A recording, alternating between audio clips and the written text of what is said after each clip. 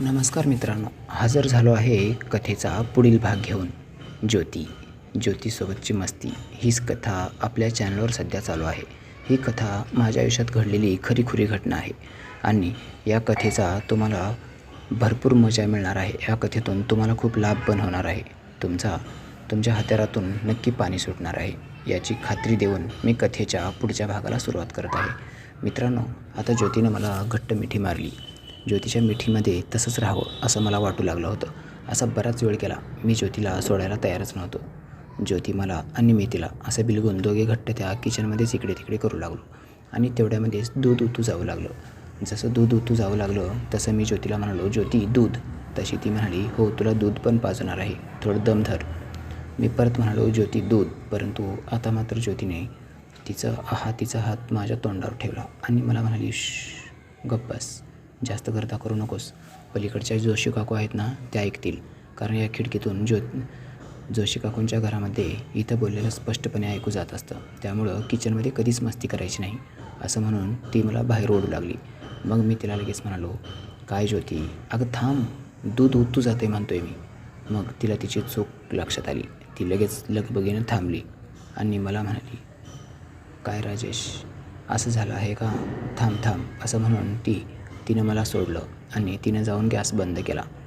दुधाचं पातेलं उतरून खाली ठेवलं, त्याच्यावर एक ताट ठेवलं आणि ते झाकून ती निघाली परत माझ्या हाताला पकडून. मग मी तिला म्हणालो, आता कोणत्या खोलीमध्ये जायचं आहे?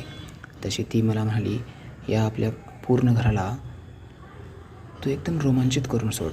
प्रत्येक खोलीमध्ये मला तुझी आठवण पाहिजे. प्रत्येक खोलीच्या प्रत्येक कोपऱ्यामध्ये नेऊन तू मला ठोकून काढ. मी खूप हापापली आहे, खूप भुकेली आहे, माझं पोट भरून टाक. मित्रांनो, ती खूप विनवणी करत होती आणि आता मलासुद्धा एकदम जास्त टेन्शन आलं होतं. कधी एकदा मी रिकामा होऊ असं वाटू लागलं होतं. माझ्या बंदुकीमध्ये ज्या काही गोळ्या होत्या, जे काही रस होता, तो सर्व काही ज्योतीवर रिकामा करायचा माझा प्लॅन होता. मग मी ज्योतीला घट्ट पकडलं आणि तिला म्हणालो, जाने मन, मग इथं तिथं कशाला, चल ना इथंच. असं म्हणून मी तिला तिथंच एक बाजूला स्टूल होतं, त्या स्टूलवर मिक्सर ठेवलेलं होतं. ते मिक्सर उचललं आणि उचलून ते किचन कट्ट्यावर ठेवलं आणि त्या स्टूलवर तिला बसवलं. मित्रांनो, त्या स्टूलवर तिला बसवल्यानंतर ती माझ्याकडे बघू लागली. मग ती मला म्हणू लागली, राजेश, आज आपण पहिल्यांदा एकत्र येतो आहे आणि असं अस्ताव्यस्त अवस्थेमध्ये मला नाही योग्य वाटणार. मग मी म्हणालो, मग काय करायचं म्हणतेस? मग ती मला म्हणाली, राजेश, आपला पहिलं जे मिलन आहे ना, ते एकदम मिलनसार व्हायला पाहिजे, एकदम अविस्मरणीय व्हायला पाहिजे. मी म्हणालो, ठीक आहे, चल, तुला जसं पाहिजे तसं घे. मग ती मला म्हणाली, सर्वात महत्त्वाचं म्हणजे आपण काय करू, माझ्या बेडरूममध्ये जाऊत. मी म्हणालो, ठीक आहे, चल. आम्ही दोघेजण तिच्या बेडरूममध्ये गेलो. बेडरूममध्ये गेल्यानंतर तिने स्वतःहून तिचे केस मोकळे सोडले. केसाला लावलेली जो क्लिप होती, म्हणजे चिमटा काहीतरी त्याला पोरी म्हणतात, ती केसाची क्लिप थोडी मोठी होती. ती केसाची क्लिप तिनं काढली आणि तिचे केस मोकळे सोडले. तिच्या त्या मोकळ्या केसामध्ये एकदम काळ्याभोर आकाशात बघितल्यासारखं किंवा एकदम आपले ढग जसे दाटून येतात तशा फिलिंग्स मला होऊ लागल्या. माझ्या भावना अनावर होऊ लागल्या. आता मला कंट्रोल होत नव्हतं. मी तिच्या त्या केसासोबत मस्त खेळू लागलो. मग मी तिला खेळत खेळत त्या बेडपर्यंत घेऊन गेलो आणि बेडजवळ जाऊन आम्ही दोघेजण बसलो. बसल्यानंतर अगोदर ती आडवी झाली. ती जशी आडवी झाली तशीच तिनं तिच्या हाताने मला स्वतःवर ओढून घेतलं आणि मी तिच्या अंगावर आडवा पडलो. आता ती माझ्या छातीवरील असलेल्या केसासोबत खेळू लागली. आत्ता पण माझ्या पूर्ण अंगावर कपडे होते. त्या कपड्यासहित ती मला तशीच घोळसत होती. माझ्या अंगावरच्या कपड्याला चुरगळत होती. मग मी तिला म्हणालो, ज्योती थांब, मी अंगावरचं शर्ट काढू का? तशी ती म्हणाली, हो काढ ना, मी तेच तर कधीपासून वाट बघते. असं म्हणून तिनं मला बाजूला धक्का दिला. मग मी म्हणालो, ढकलतेस कशाला असं म्हणल्यानंतर ती मला म्हणाली, अहो राजेश साहेब, तुम्ही कपडे काढा, तिथं हँगरवर अडकवा आणि परत या आमच्याकडे. मग मी म्हणालो, हो राणीसाहेब, तसंच करायचा बेत आहे माझा. असं म्हणून मी तिच्यापासून अलग झालो आणि बाजूला येऊन मी माझ्या अंगावरचे कपडे काढले आणि तिथंच असलेल्या हँगरवर मी माझे कपडे अडकवले.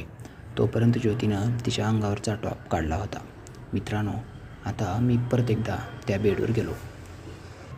तिच्याजवळ गेल्यानंतर ती मला हळूहळू माझ्या भूतकाळाबद्दल विचारू लागली.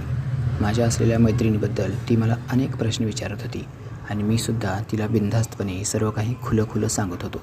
मग ती हळूच मला म्हणाली, जोशी काकूंची मीना आहे ना? मी म्हणालो, हो आहे ना, तिचं काय? तर ती म्हणाली, तिला पण पाहिजे. मी म्हणालो, काय? आता आपण दोघे जे करणार आहोत तेच मीनाला पण पाहिजे. मी म्हणालो, कसं काय? तिला तर 2 मुलं आहेत आणि तिला आता काय गरज आहे? तसं ती म्हणाली, अरे त्या जोशी काकूच्या मीनाचा नवरा एक्सपायर झाला ना, गेल्या 1.5 वर्षापासून ती खूप तडफडत आहे. मला 2-3 वेळेस ती मला बोलली होती, तुझं काही जुगाड लागलं तर मला पण सांग. कारण प्रतिष्ठित घराण्यातल्या ज्या पोरी असतात, बाया असतात, त्या सहजासहजी बाहेर निघत नाहीत. समाज त्यांना मान्यता देत नाही आणि बऱ्याच गोष्टीला खूप झाकून करावं लागतं. या गोष्टीमध्ये खूप रिस्क असते. त्याच्यामुळं मी तुला म्हणते. मग मी म्हणालो, ठीक आहे, मीनाचा काय विषय आहे सांग मला आता. काय करायचं तिच्यासाठी एखादा मुलगा वगैरे बघायचा का? मग ज्योती मला म्हणाली, अगोदर आपलं तर होऊ दे, मग ठरवू तिचं काय करायचं ते. तुझ्यामध्ये किती दम आहे, तुझा घोडा किती वेगानं पळतो हे मला बघायचं आहे. मग मी तिला म्हणालो, माझा घोडा इतक्या स्पीडनं पळतो की त्या घोड्याच्या पुढं तू धावू शकणार नाहीस. ती मला म्हणाली, बघू तर चाल. मी माझ्या नवऱ्याला आणि माझ्या नवऱ्यानं पण असंच मला सांगितलं होतं, परंतु माझा नवरा माझ्यापुढे जास्त काळ टिकू शकला नाही. आता मी तुला संधी दिली आहे, बघ तर. माझं पिळदार शरीर बघून तिला वाटत होतं की मी तिला पुरेसं आहे, परंतु तरीसुद्धा ती मुद्दाम मला जास्त जोशमध्ये मी यावं, तिला जोरात रगडून काढावं, तिला जास्त ठोकावं अशी तिची इच्छा असावी, म्हणून ती मला मुद्दाम डवचत होती. मला ती जाणीवपूर्वक खिचवत आहे हे माझ्या लक्षात आलं. मग मी तिला हळूच म्हणालो, ज्योती, तू मला कितीही डवचलंस, कितीही खिजवलंस तर मला काही परिणाम पडणार नाही किंवा काही फरक पडणार नाही. ती मला म्हणाली, कसं काय? मग मी तिला म्हणालो, तू बघ, तुला नाही जर तुझ्या तोंडातून आरडाओरडा काढला तर माझं नाव पण राजेश नाही. तसं ती म्हणाली, हो राजेसाहेब, बरोबर आहे. बघू तर, घोडा मैदान लांब नाही.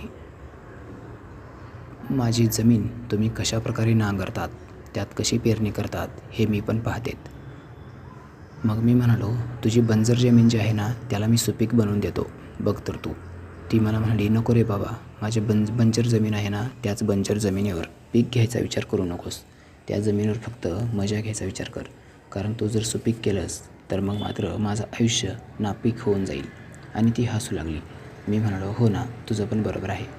तुला जर मी सुपीक केलं तर खूपच मोठी अडचण होईल. त्याच्यामुळं आपण फक्त इथं व्हॉलीबॉल खेळत राहू. आपण फक्त इथं नांगरणी, फवारणी सर्व काही कामं करायची. शेतीची मशागत एकदम मस्त करू. तुझ्या जमिनीची मशागत मी मस्त करून देतो. मला तू सालगडी म्हणून ठेव. तशी ती हसू लागली आणि म्हणाली, सालगडी नाही, आजपासून ही जमीन तुझीच. तूच ह्या जमिनीचा मालक. तुला जेव्हा नांगरायचं आहे, जेव्हा खुरपायचं आहे, जेव्हा पेरायचं आहे, तुला जे पाहिजे ते तू करू शकतोस. परंतु अट एकच आहे, आज तू मला संतुष्ट केलं पाहिजेस. आज जर तू मला संतुष्ट केलंस तर ही जमीन तुझी, आणि तू जर संतुष्ट नाही केलंस तर मग मात्र जमिनीचा मालक बदललाच म्हणून समज. मी दुसरा मालक शोधणार आहे. कारण असं पण आता बस झालं, किती दिवसापासून मी उपाशी राहायचं. तिचं बोलणं ऐकून मी एकदम गरम होऊ लागलो होतो. आता हळूहळू माझा हात तिच्या वरच्या भागाकडे जाऊ लागला. मग अशी मी जिथं डोळे वटारून बघत होतो त्या भागावर मी माझा हात ठेवला आणि ती मोठ्या मोठ्या त्या डोंगरावरून मी हात फिरवायला सुरुवात केली. तशी ती मला म्हणाली, कशी आहे जमीन? मी म्हणालो, हो, वरचा भाग तर खूपच भारी, एकदम मस्त, आवडला गडे आपल्याला. मग ती मला म्हणाली, माझ्या शेतामधली विहीर आहे ना, त्या विहिरीला पण खूप छान पाणी आहे आणि खूप गोड पण आहे. तुला चाखायचं आहे का? मी म्हणालो, हो, का नाही चाखणार. आता शेतात आलो आहे म्हणजे सर्व काही करूनच जाणार ना. मग ती मला म्हणाली, आज नांगरणी करणार का पेरणी?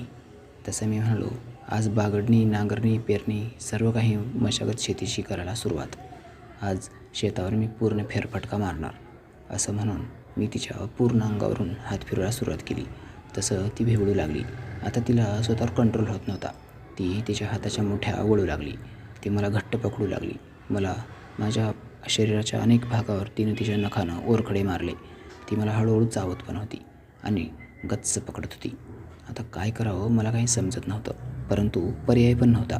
मी एकदम शांत बसून ती जे काही करते त्याची मजा घेत होतो आणि मी सुद्धा अगदी तिला जोरजोरक्यात दाबत होतो, आवळत होतो, मी सुद्धा चावत होतो. मग मी माझे ओठ तिच्या तोंडावर टेकवले आणि त्याचं रसपान करू लागलो. मस्त मजा घेऊ लागलो.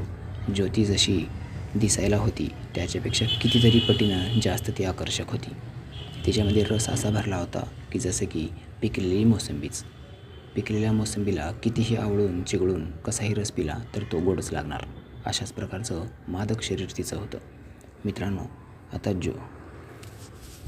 ज्योतीलासुद्धा राहवत नव्हतं. ती माझ्या जास्तीत जास्त जवळ येऊ लागली. मग तिनं मला स्वतःवर ओढून घेतलं. ती मला म्हणाली, किती वेळ शेताचा फेरफटकाच मारणार आहात? या शेतीमध्ये मशागत पण करायला सुरुवात करा. किती फेरफटका मारायचा, किती फिरायचं शेतावर, फक्त तुम्ही जमिनीचा अंदाजच घेतायत. आता खोदकाम पण सुरू करा ना. खोदकाम कधी करणार? मग मी हसू लागलो आणि तिला म्हणालो, ज्योती, तुझी जमीन तर खूपच आसुसलेली आहे. मशागत करून घेण्यासाठी खूप आतुर झाली आहे. तशी ती म्हणाली, हो ना, गेल्या 1.5 वर्षापासून माझ्या जमिनीला गड्याचा हातच लागला नाही. काय करणार, एकदम बंजर होऊन गेली आहे माझी जमीन. मग मी म्हणालो, हो ना, म्हणून तर मी जमिनीचा पूर्ण अंदाज घेतो आहे. तशी ती म्हणाली, विहिरीकडं पण जा ना, विहिरीचा पण अंदाज घ्या. विहीर किती खोल आहे पहा, विहिरीमध्ये पाणी आहे का बघा. विहिरीचं पाणी माझी विहीर तुडुंब भरून व्हायला लागली आहे. विहिरीचं पाणी वाहून जात आहे आणि तुम्ही मात्र बंजर जमिनीवरच फिरतायत. विहिरीकडं पण जा लवकर, असं म्हणून तिने माझा हात पकडला आणि तिच्या विहिरीजवळ नेऊन उभा केला. माझा हात टेकवला. तिथल्या त्या गवताळ प्रदेशावर माझा हात फिरू लागला. एकदम नाजूक तिथं गवत आलेलं होतं. त्या गवतावरून माझा हात फिरत होता. तिच्या त्या मस्त गवतासोबत आता खेळायला मला जास्तच मजा येऊ लागली. मग मी तिला म्हणालो, ज्योती, हे जंगल कशासाठी वाढवलं आहे? हे गवत काढून टाकायला पाहिजे ना. याच्यामुळं शेतीचं वाटोळं होतं, नुकसान होतं शेतीचं. तशी ती म्हणाली, अहो साहेब, विहिरीच्या आजूबाजूला जर गवत असेल तर ते पण चांगलंच असते. त्याच्यासोबत खेळायला खूपच मजा येते. गवतामध्ये जर खेळायचं, उड्या मारायचं म्हणलं तर जास्त मजा येते. आणि एकदम ऑल क्लिअर साफ जमीन जर राहिली तर विहिरीमध्ये कुणी पण घसरून पडेल ना. ती विहिरीमध्ये पडू नये म्हणून मी ते गवत वाढवलं आहे. ते गवत मुद्दामच ठेवलं आहे मी. आणि ती हसू लागली. मग तिनं तिचा हात पण माझ्या हातावर ठेवला आणि माझ्या हातावर हात ठेवून ती तिच्या विहिरीसोबत खेळू लागली. मित्रांनो, आता तिच्या विहिरीच्या एक काठावर माझा हात गेला. जसं माझा हात लागला तसं तिथं पूर्णपणे ओलं झालेलं दिसलं. तिचा तो विहिरीचा काठ एकदम तुडुंब भरला होता. त्याच्यामध्ये पाणी आता बाहेर येऊ लागलं होतं. मी जसं त्या पाण्यासोबत खेळू लागलो तसं तिच्या तोंडातून मादक आवाज बाहेर येऊ लागले. मग हळूवारपणे मी त्या विहिरीमध्ये प्रवेश करायचं ठरवलं. मग माझ्या हाताचं एक बोट मी हळूच आत घातलं. तशी ती मला म्हणाली, हे काय करताय? तसं मी म्हणालो, तुझी विहीर किती खोल आहे हे तर बघावं लागेल ना. प्रवेश करण्याच्या अगोदर अंदाज घेतोय. मग ती हसू लागली आणि मला म्हणाली, हो बरोबर आहे, तुम्हाला जसं पाहिजे तसं बघा. विहिरीमध्ये प्रवेश करा किंवा अंदाज घ्या, परंतु आज माझ्या जमिनीची मशागत चांगल्या प्रकारे झाली पाहिजे. मी म्हणालो, तुझी जमीन इतकी मस्त कसून देतो की बघ तर तू. अशा प्रकारे मी माझ्या हाताचं दुसरं पण बोट तिच्या विहिरीमध्ये घातलं आणि त्यामध्ये मी खेळू लागलो. आता तिच्या त्या विहिरीतल्या पाण्यासोबत खेळायला मला भरपूर मजा येऊ लागली होती. मला ती हळूच म्हणाली, तुमच्याकडं ऊसाचं कांड होतं ना. मी म्हणालो, हो आहे ना. मग ते ऊसाचं कांड मला द्या ना. ते ऊसाचं कांड मी पाहते, त्याला काय करायचं ती. माझ्या त्या विहिरीमधल्या त्या ऊसाच्या कांड्याला लावायचा का?